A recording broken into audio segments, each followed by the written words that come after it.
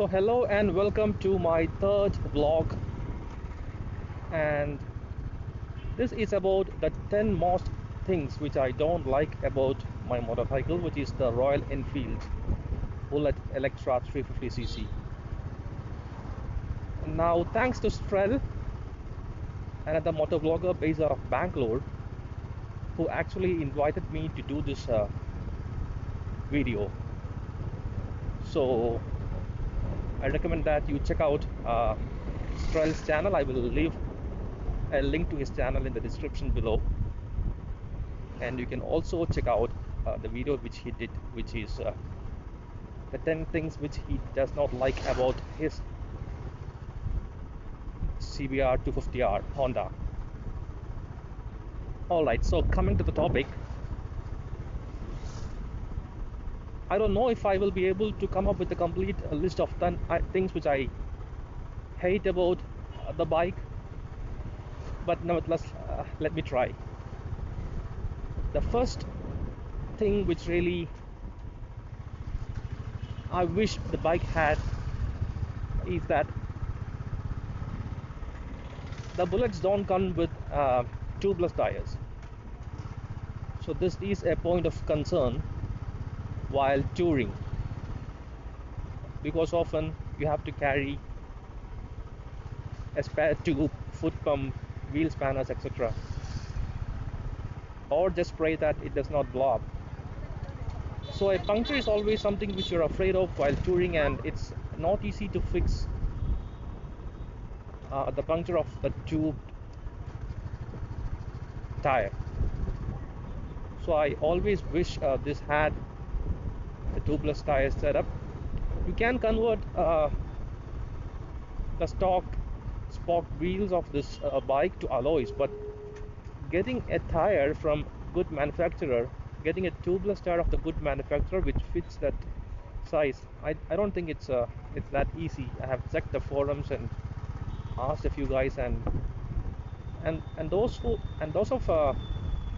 those who ride with the alloy wheels, many of them are actually using tube tires on alloy wheels, so it's just for the looks. So that's the first thing. The second thing, we all know the Bullet does not have a fuel gauge.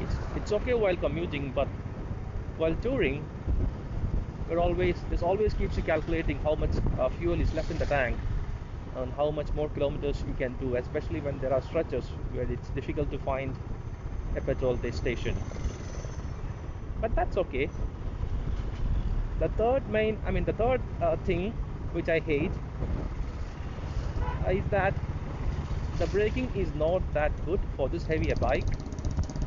The front disc is powerful, but the rear drum is not that good, and you have to occasionally tighten it, otherwise the screw will keep on losing. And also, if you brake in panic, there is always a chance, as in other motorbikes, that the front wheel can lock, the front tire can lock. Alright. The fourth thing, the clutch of this bike is hard, and so while riding in traffic, in bumper to bumper traffic, it won't be very comfortable. The bike can be maneuvered in traffic, no problems. It can be turned and taken through small spaces as far as size allows, but the clutch being hard, especially if you are in slow moving traffic, that won't do any good. I think I've said 4 things, but the fifth thing is let me remember, the kickstart. It's not very easy to kickstart this bike. It's always recommended to use the electric start, but in case you have to use the kickstart, it's not trivial, it's not easy to get it started in one kick. Maybe I don't know the correct technique, but I know that many others are in a similar situation. They've asked in forums like, what's the best way to kickstart an Enfield? And you can also find videos which try to teach you how to kickstart an Enfield. Okay, number six. Number six. The bike has a lot of exposed electricals, I feel. You can see a lot of wires going over the engine. The battery terminals are all exposed. So while washing the bike or while riding in the rain or while parking it in the rain, it does not give you that much confidence. I have not faced any issues, but still you can see a lot of wires which are not harnessed well. And sometimes water can sweep into the meter and sometimes to the keyhole. So that's one thing. Number seven, let me guess. Number seven is, I think, would be the service. Now, the quality of the service depends upon the service center and also the service engineer taking care of your bike.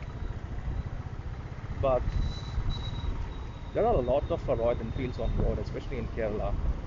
You can see that in my rides, I see a lot of Royal Enfields in city. So there is even a waiting period for service, which varies from 4 days to 5 days here in Kochi. So there is a lot of bikes to be serviced, and sometimes you won't be much satisfied with the bike. Well, I always tell them that I am someone who go for solo rides, so please take care. Please give extra care for the bike and ask them to check everything. And many times they give you the usual response that if you complain about something, they will say that this is usual with bullets. That's sort of a standard to play, and that's not what you want. You want them to check it. Again, it depends upon the service engineer. I've met good guys at company-owned service stations which have done good work during my service, but it varies. It's not a consistent experience. So what else? Yes, one more thing is the battery. Historically, Enfields have been notorious for battery drain.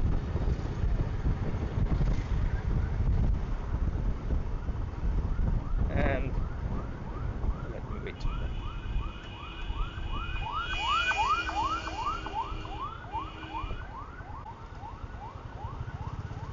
And most recently, many Royal Enfield Bullet owners have faced the similar issue with battery, that is the battery going dead, and I suspect the reason for this is a battery from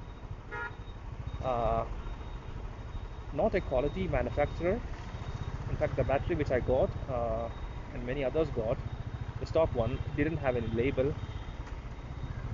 They told me some manufacturer name, but I've not heard it before. And they replaced it with Excite. So now it's running good, but even I faced a battery issue, and many others have also faced the same. So how many points it was, I lost track, but let me just see if I can recollect anything else. Yes, vibrations.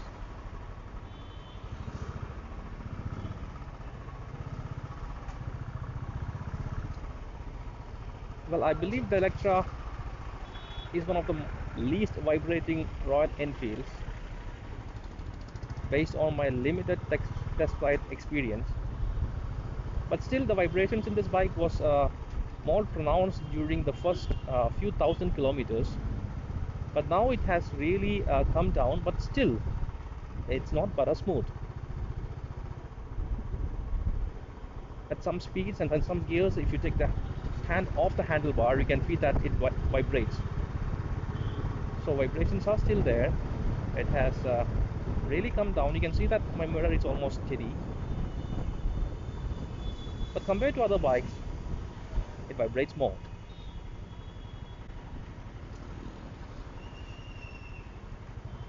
So I guess that is pretty much it.